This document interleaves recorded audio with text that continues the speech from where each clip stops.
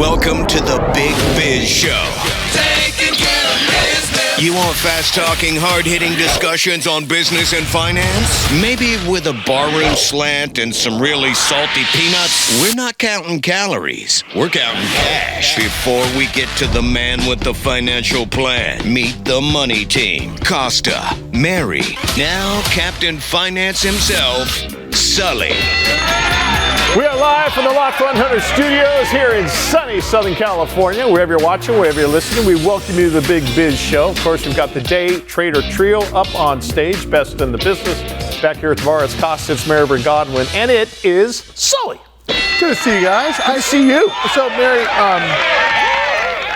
why in the world am I seeing on Instagram, if I just open up Instagram, I'm sometimes afraid to open up Instagram.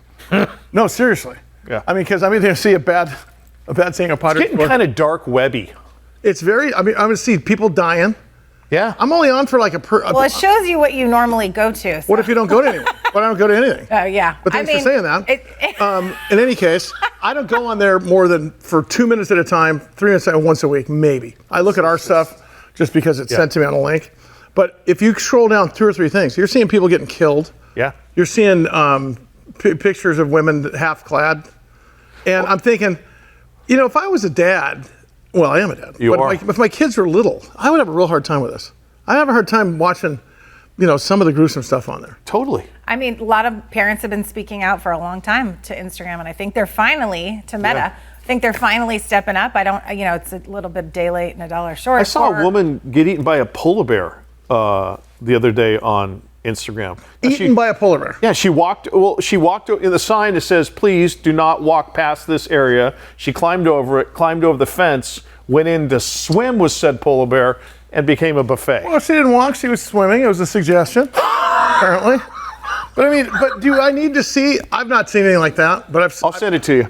I've seen it'll say on there, you'll see stuff like, workplace accidents that, and I'm shutting it off immediately. Yeah. People slipping and breaking their necks. Howie comes up with a solution. Howie called the people at Instagram. Yeah, good. Got the CEO on the phone, and now by default, all users under 18 have their content settings to teen accounts. Now, if I'm a teen and I'm 17 3/4, what am I going to do? Start a new account under the age of 21. I mean, they're not checking IDs on Instagram last time. No. Well, they haven't been, but I don't know. Are they going to start doing Howie, does this have any teeth to it? Yeah, so there's no age verification as part of this. I brought this up because I wanted to talk some more management/leadership kind of topics today. And, this has been, like Mary said, a huge problem for Meta for many, many years. I mean, he was in Congress, Mark Zuckerberg was a few years ago, and he literally had to stand up, turn around, and apologize to, all of the families of mostly young teenage girls on the platform and just what it does to them. So what's funny is you'll hear a beep over a cuss word, but you'll see somebody with a wet T-shirt contest going on. Yeah. I mean, or you'll see women getting eaten by a polar bear, which is so. Yeah, you can see some really ridiculous stuff, but again, none of this is. Technically, if you're a parent, you set up your kid's Instagram, you only allow them access to that. Again, then you have to lock down the actual device. It's very hard. I would set up an account as my parent immediately. 100%. I mean, why don't you just automatically go on there and say it's? I mean, there's got to be a BS detector. But Howie, how many? Go ahead.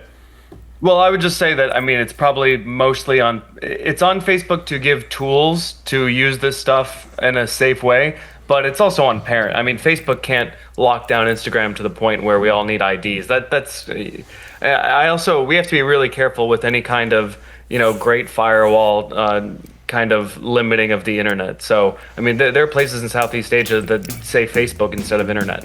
When you come back, I'm going to talk about when you traveled abroad recently, and I want to find out what that was like, because we were able to communicate fine, and I'm not sure we communicated over. Howie Font, Big Biz Show market analyst. He is with us every episode. Do not go away, because there is much more to come with one Howard Font. We're back after this.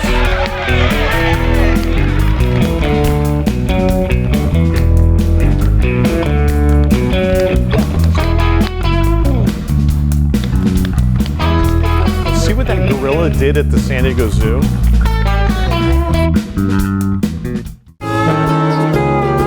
Loft 100 Studios, the Big Biz Show, and our affiliates and our hosts are not registered investment advisors or broker-dealers. Our show hosts make no commitment that the purchase of securities of companies profiled or otherwise mentioned in our programming are suitable or advisable for any person, or that an investment in such securities will be profitable in general. Given the nature of the company's profile and the lack of an active trading market for the securities, investing is highly speculative and carries a certain high degree of risk.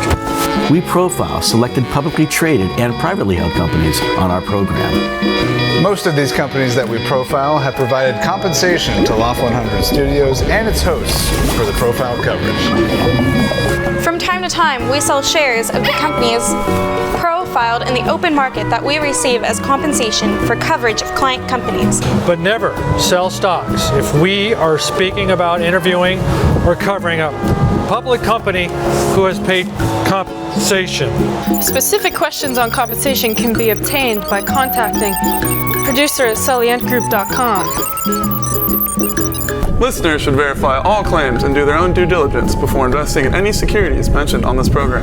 Investing in securities is speculative and carries a high degree of risk. We encourage our investors to invest carefully and read the investor information available at the websites on the Securities and Exchange Commission at sec.gov and or the Financial Industry Regulatory Authority, FINRA, at www.finra.org. I like it. Hey, is that a rescue plane? Show rolls on in over 175 countries, all the ships at sea. You can hear us on the American Forces Radio Network. Shout out as always. Brave men and women of the United States Armed Forces for what you do for us. They do this for us every single show. Day Trader Trio, back here at the bar, Costa, Miraber, Godwin, and Sully. And let's not forget Howie Font, straight from New York City, telling us about the latest on Instagram. Is this going to handle? Will this affect anybody's income? Because that's what's going to be pushing back. Follow the money, because what this comes down to is, have you ever watched a story about a great American and it never finishes because it says click or follow for part 2, and there's never a part 2 because, yes. Mary, don't they get paid by the amount of time I'm watching and not necessarily what I'm watching? Duration of how long someone stays on a video. So there's no reason to pay off look for part 2. Or how about the ones that say, oh my God, I can't believe this happened. Yes. And you click on it. And you can't ever find the next part. And you wait till the end. The most annoying one to me is you'll have a list of 5 or 10 things, and they'll make one towards the end obviously wrong. Yes. They put in Abraham Lincoln instead of George Washington in the list of presidents or something. It's just to drive the engagement, so that everyone comments, you got this one wrong. That was Abraham Lincoln. That wasn't George. You meant to say George Washington. That really annoys me, and it works so well. You can see these accounts. Well, I mean, I think that's onerous. I think that's as much a responsibility of Instagram to say, okay, you can't just suck people's lives away just so you can make money. Because that's what they're doing. But that's exactly what they're doing. No, what I'm talking about, that's false pretenses. That's stealing my time. If they don't pay off on, I'll give you the winner of the 1935 Super Bowl, and then they never do. They just got paid for me being on for 5 minutes or whatever the number is. But Sully, you can't do that in the FCC. Let me push back on that. Don't we have the ability to just go, I'm not going to do it anymore? Yeah, that's the point. So what happens in the FCC if we do that? What happens when we don't pay off? Okay, you're off the air. I know in talk radio, if you say, come on after the break. Oh, yeah. Terrestrial, then absolutely you've got, FCC, so rigid. FCC makes you pay off on what, hey, we're going to tell you how to win tickets. No, if you don't tell them how to win tickets, you are done on radio. Yeah. Well, literally. It's the wild west right now. I mean, all of these social media platforms, it's just wide open for anything to be happening. Yeah, and this is the first step, right? Howie, is to try to get some semblance of some legality. Yeah, like I said, I mean, Sully's talking more of a Section 230. Are these guys actually, curators? Do they editorialize at all, or do they have any responsibility, or are they just a platform? And what I think you're more focused on, Mary, rightfully, I understand, is the impact that this is having on mostly younger children. I would say young teens and tweens, and can we avoid them making duplicate accounts? Can we actually get them to use these restricted versions of it? YouTube Kids, I think, has been very successful. Wait, hold on a second. October 6th, 2010 was when Instagram first came online. That's 15 years. I believe it's been long enough.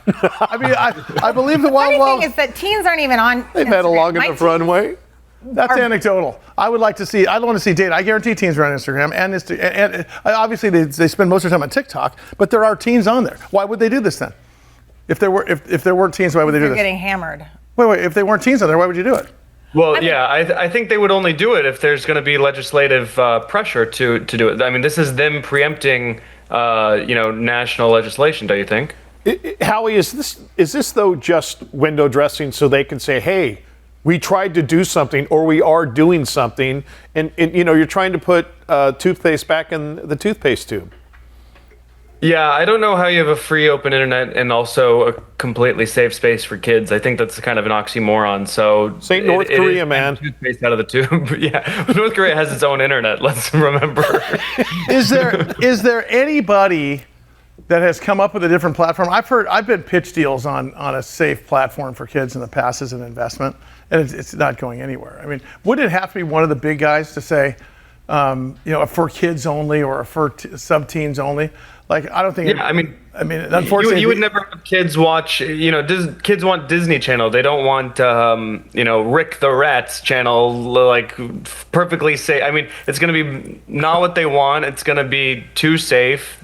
They're going to see it as what it is. A cookie cutter shell out of a copy of the real thing. So no, Instagram's got to get a YouTube Kids style product out there. It might even need to be a different app, just completely. Howie Font, thanks, buddy. Appreciate it. Tomorrow we're going to talk about Disney on the never-ending story of searching for a CEO.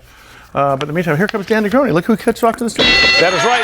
Dan Negroni here, once again on the Big Biz Show, the author of Chasing Relevance, 6 Steps to Understand, Engage, and Maximize Next Generation Leaders in the Workplace, CEO, consultant, launch officer, grandfather now, Grandpa Dan. Dan, yeah. How is the baby, by the way? The baby's adorable. Just growing like a weed? Oh, yeah. I mean, once they get past like the newborn stage. The lizard stage. They start smiling. Oh, the smiling. So cute and moving their hands. I love it. Yeah. He is also a professor at Cal State University, San Marcos. Firsthand. Yes. And I got to tell you, Dan, for those of you who don't know, Dan brought his class or portions of his class that he teaches, officially called Business Law, into the studio 2 weeks ago, whatever, for a special episode. And the kids that did show up, I want to tell you, anybody out there is thinking, oh my God, this generation is lost. They don't know what to do. But man, they were locked in, glued in, and engaged with us. So my thanks as somebody who was lucky enough to be part of it. Thank you for bringing them in. Yeah. It was awesome. It was a highlight, it's for sure. So cool, the effect when people come visit the classroom, a lot of people, the fact that we could come here was such an amazing experience for them. They loved it.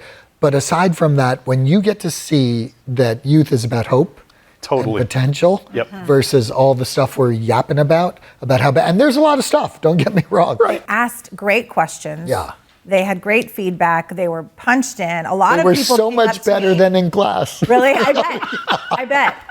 But so much more participatory. You guys, the energy in this room, what you all produced for them, just turned them on. I actually was wondering if they were intrigued by the filming of it. So like, oh my God, there was, the ball and the this and the band, and it was just a lot of stimuli going, going crazy, and they're not used to it. No, Dan, one of the things that we talked about was you gave us the opportunity to ask them questions about how their lives are going and a myriad of a bunch of things. And I asked them, hey, those of you that are working as you're going to school, first off, hats off for doing that. And there was a lot of them. It's impressive. It's a real right.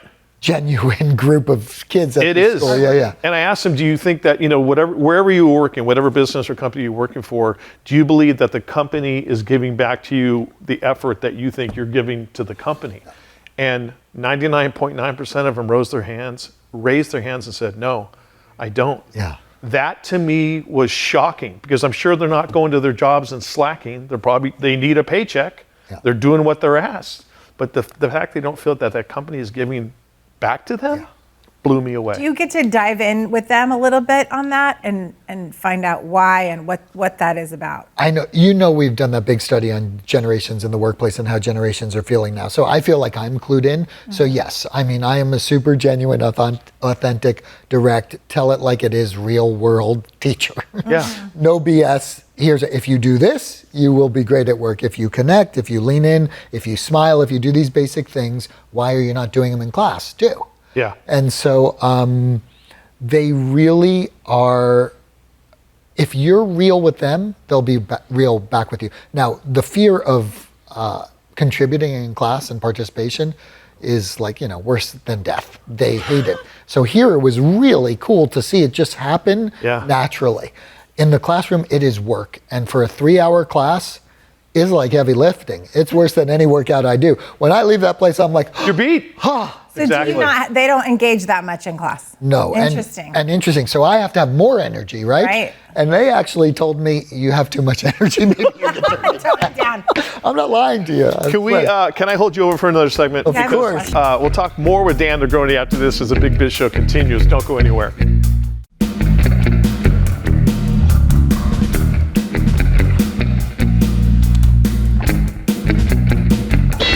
Big Biz Show continues. We are live from the Lock 100 studios. Wherever you're watching, wherever you're listening.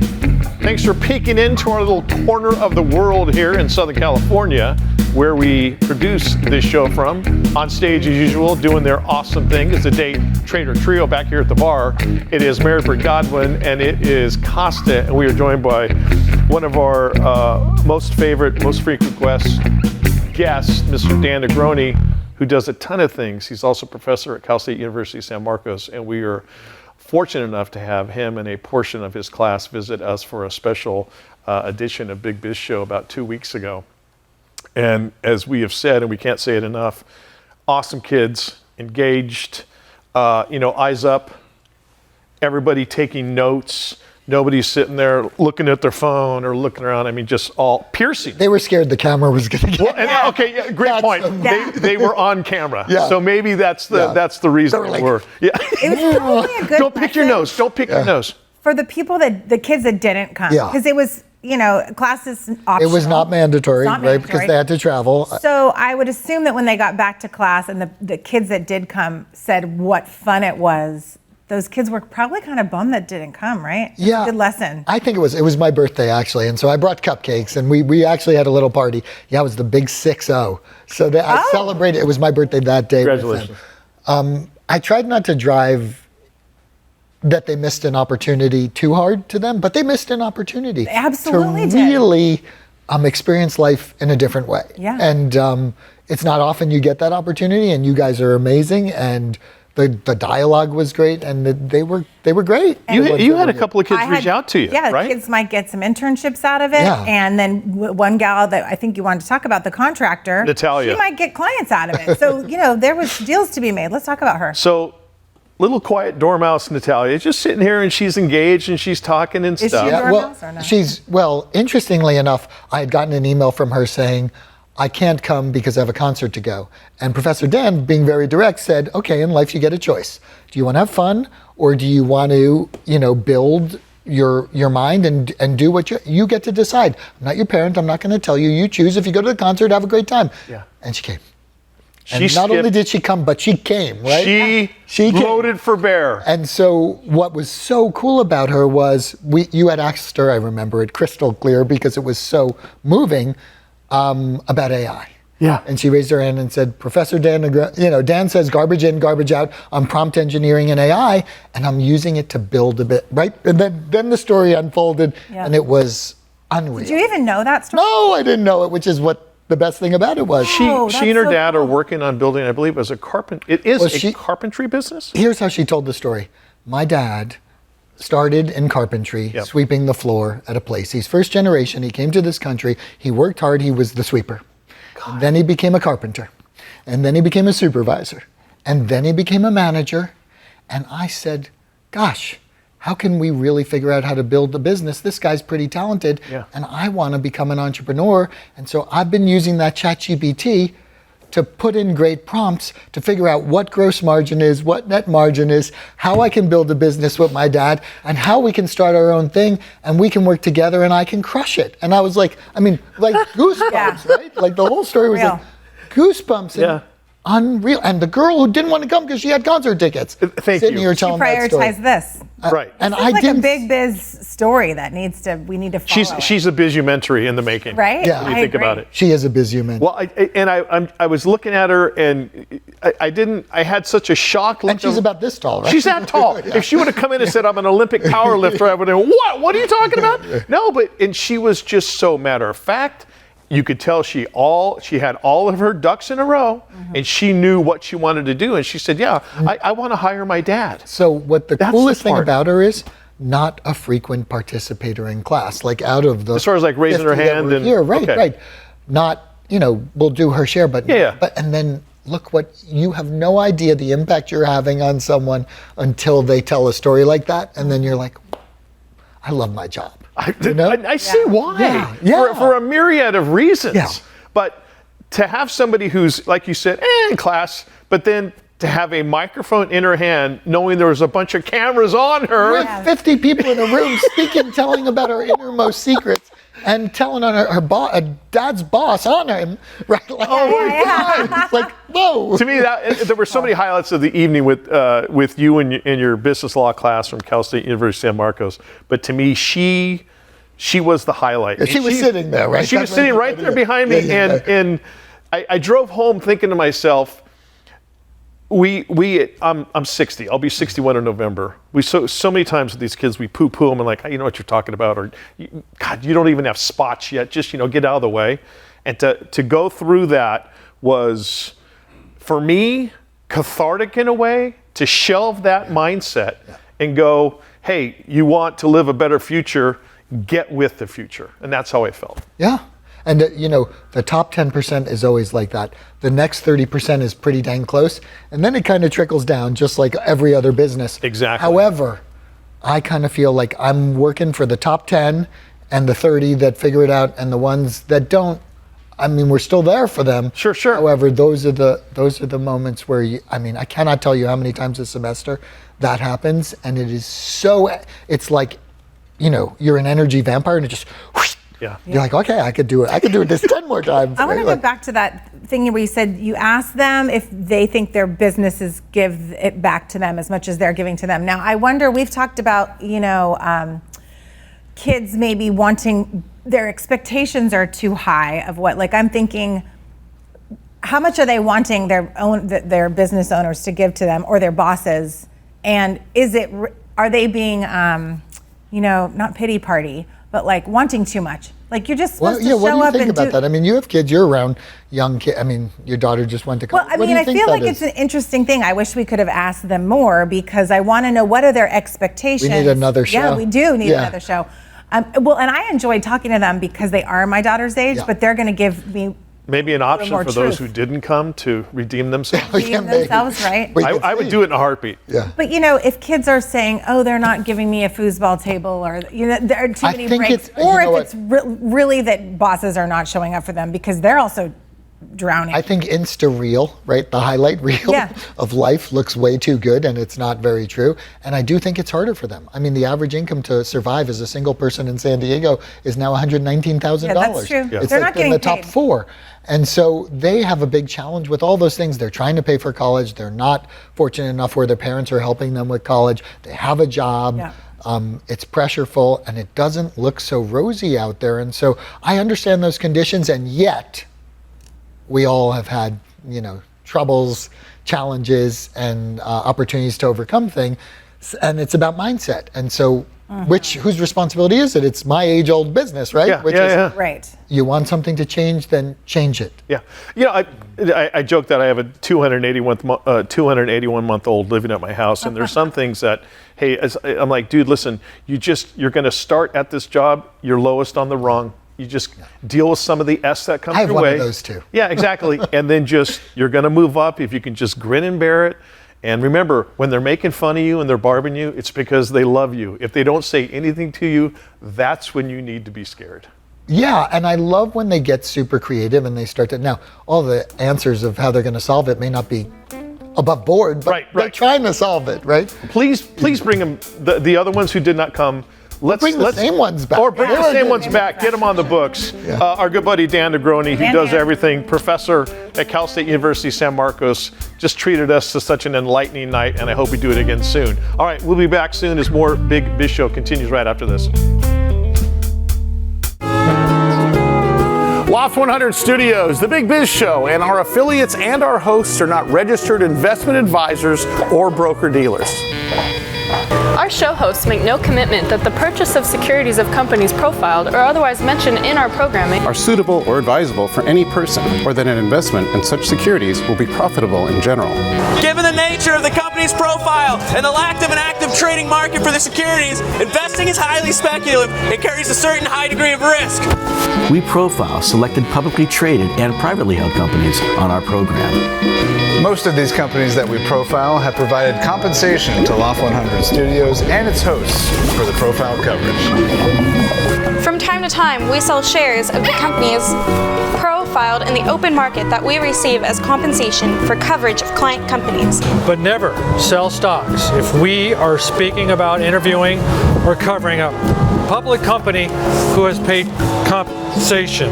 Specific questions on compensation can be obtained by contacting producer at sullyandgroup.com. Listeners should verify all claims and do their own due diligence before investing in any securities mentioned on this program. Investing in securities is speculative and carries a high degree of risk. We encourage our investors to invest carefully and read the investor information available at the websites on the Securities and Exchange Commission at sec.gov and or the Financial Industry Regulatory Authority, FINRA, at www.finra.org. I like it. Hey, is that a rescue plane?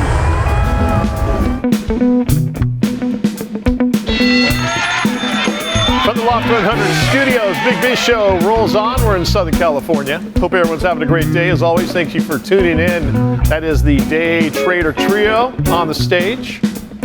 We have the privilege of listening to them every single day. Back here at the bar, it's Costa, it is Mary Burton Godwin, and it is one of our favorite guests. Ardes Johnson is the CEO of NeoVolta. Their ticker symbol is NEOV. Great to see that you actually have a torso.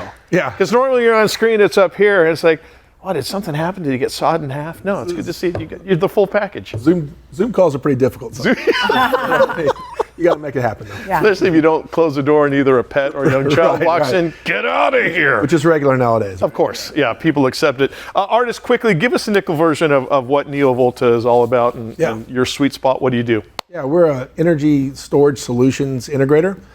We've been in the business for over 8 years, and we make equipment and energy storage for both residential and commercial industrial solutions.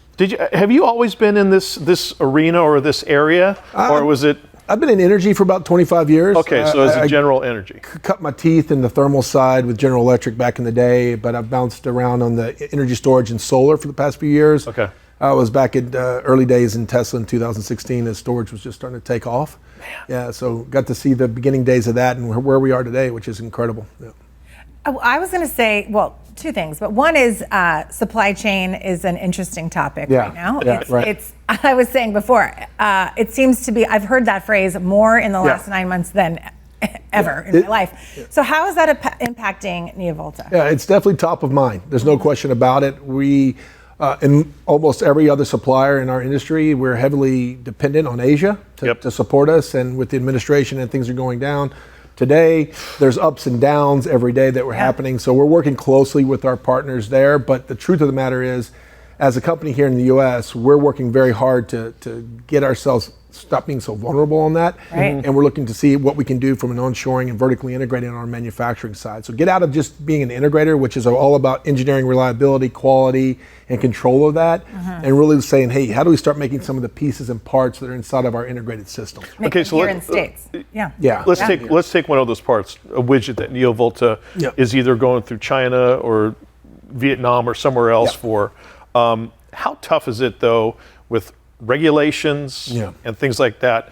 If that widget is going to cost you $1 there, with everything you have to go through here, how much does that raise the cost? Yeah, what we like to say is we've got to figure out ways to get cost out and get the innovation better. Okay. But typically speaking, when you're doing pro forma kind of numbers, you typically add about a 50%, 1.5 on top of that to get there. Yeah. God. And the truth of the matter is that you try to find ways to kind of complement. So here in the U.S., we're really big on driving technology. And to be honest with you, over the past 20 years, if you look back 20 years when you're buying something from China or Asia, you'd think, oh, that's not very good quality, but not anymore. There, they've got all the latest technology, and we're trying to onshore that here today. And I think the administration and everything that the government is doing is really helping us drive to kind of reverse that IP. Okay. Back in the day, we created the IP and gave it to China to make it. Now we're saying, okay, China, you've developed some IP, so how we onshore it here? Right. And no matter what you say, China is very dependent and very willing to want to work with the United States. It's a great market. How tough is it to keep that IP though from being stolen from China? Or yeah. Are you trying to roll that giant boulder uphill and you get to the that's the thing. In the days, back in the day, you thought you could give IP to China and they'd play by the rules. They can't do that. They don't know how to do that. They don't want to do that. And there's a lot of history on that going all the way back to World War II and how you would say why they would do that. But the truth of the matter is, now we're looking at it as, well, okay, China, you've developed some IP and you need to onshore that here to the U.S. We need to take that IP in the sense of we buy it, we procure it, and then we own it from there on out. And I think the government policies that are in place today, or trying to be put in place today, would say that that's going to be something that we can do. Just taking China and picking up a factory from China and bringing it here and doing everything with China and having on the China IP and technology and control, that's not acceptable anymore. There's a lot of foreign entity of concern regulations, they call it fiat considerations that we have to go through. And all of my competitors and everyone in our industry is battling that very much today. Ardes Johnson is the CEO of NeoVolta, their ticker symbol NEOV. Ardes, what sets you apart from the rest of the field? What makes NeoVolta the best? Yeah, I think at the end of the day, what I like to say is we're very nimble. In this time that we're in right now, when we have issues with China, when we have issues with just everything from an attitude towards energy storage and you got to be able to tap and dance. You've got to be able to move, right? And we're lucky enough to be able to do that. A lot of the partners that we're working with, a lot of the things that we're doing right now, we couldn't do if we've already put a gigafactory in. If we've already gone down a certain path and invested, even if some people are investing millions, if not billions of dollars into China to bring it back here. And we have the capability now to kind of go by today's rules. And I think today's rules are going to be the harshest they'll ever be. Sure. They might dial them back a little bit, but the reality is all the investments we're making today, we're making from scratch, and it's a really good place to be. I was going to say on the side of the consumers, so it's residential and business, right? Yeah, that's right. Yeah. And how do you best go about educating people on why they need this? Because if I didn't sit here and do this interview, I would not know this. Right. And I don't have solar where I live, and I'm in a complex. But Right. anyway, that's a challenge, right? Yeah. At the end of the day, I think what we've learned in the whole renewable industry over the past 15 years is that you got to really tell a story about economics. And you can have that. It's very easy to have that conversation when you're talking about energy storage, because really what you're talking about is consumption of energy. Whether you have renewables or don't have renewables today, the utility bill that you pay every month is something that we can educate and help you show that you can save money. Yes. And above and beyond that, though, what energy storage brings to the table is some form of reliability in the sense that it gives you some security if the power goes out. Right, the outages. Right? I just was looking at the grid or the graphic we are showing from your website that talks about outages, and things could go down for whatever reason. That's right. We're on tornado watch in Los Angeles. It's like the best teacher on earth is a punch right in the nose. Right. And a lot of people learn about the Ardes Johnsons of the world when the grid has gone out and they're sitting in complete darkness, and they're like, oh my God, I've got all this gourmet ice cream that is melting in my freezer. That's right. Ardes, what do I do? Yeah, how do I help me now? Yeah, help me now, please. And so that's the other side of it. There's an ROI discussion you have to have. It has to make economic sense, and it's making more and more sense in more places across the country every day. But the second side of that is, what is that value of that insurance policy that is giving you security of having power when the grid goes out? Yep. And so what you try to do is kind of put those together, couple them to make it make sense. And the market has doubled year over year in terms of the residential places there. Not only the consumer is interested, but the utilities are interested now. So they're starting to put in place incentives and programs that if you have, especially here like in California where we're at today, you have a more expensive electricity during the day and a definite need from the utility to have that electricity. So in the historical world of renewables, there's this solar duck curve, they call it. So the renewables come on in the day when no one's home, everybody comes home, the sun goes down, and this big load comes up. Well, energy storage allows you to kind of dampen that curve and take advantage of it. And the utilities are doing it every day here in California. We got about 30 seconds left. How important is the messaging? Because if you go to someone and say, oh my God, we got to save the red-throated warbler, so you have to have solar, you have to have this, versus here's the bottom line on your bill. Your wallet. We're going to cut money. Right. You know, it's just like, oh, okay, I'll do it then. I would say since I've been dealing with solar on the renewable side since about 2012, I understand that the message at the end of the day, there's a lot of talk about climate and the needs for that, but at the end of the day, consumers want to know what the return on that investment is. Right. And so we lead with the return on investment. That's what you got to do. And our customers hear it, they see it, we are able to explain it to them, and it makes the sell much easier. Yeah. Ardes Johnson, the CEO of NeoVolta, their ticker symbol is NEOV. Doing great things in the renewable energy space. We need to have you in studio more. Yeah. Especially love being here. And have Sully here you have an office to here pepper you. Yeah, you're in Poway. Right And your headquarters, you are bivouac down in Dallas? Yeah, I live down in Dallas, but I spend a lot of time here in California. Building a company and a father of four. That's right. I do not envy you at all. Ardes Johnson. All right, keep it right here. Much more to come with the Big Biz Show. Do not go away.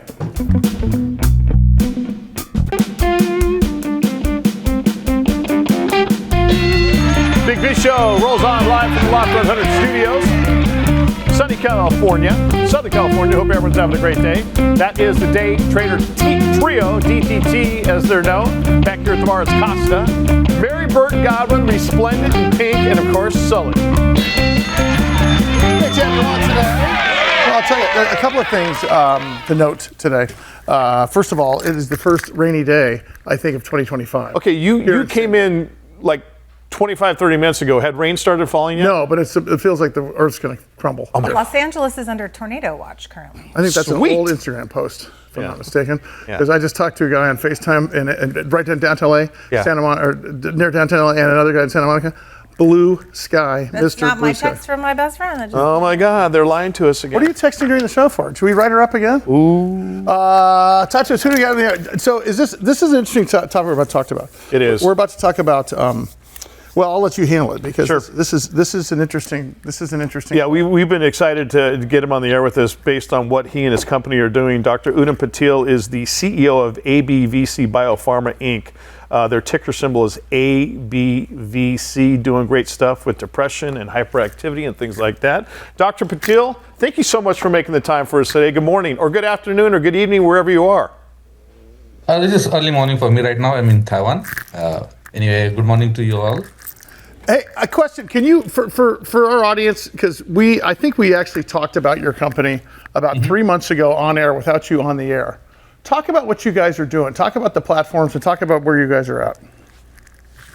Okay, so we basically are trying to build a trans-Pacific biotech platform. We are trying to connect the US and Asian innovation through the clinical development excellence that we have. And we are currently focusing on neuroscience, ophthalmology, and oncology assets that we have. And we are right now trying to generate revenues through our licensing and R&D activities.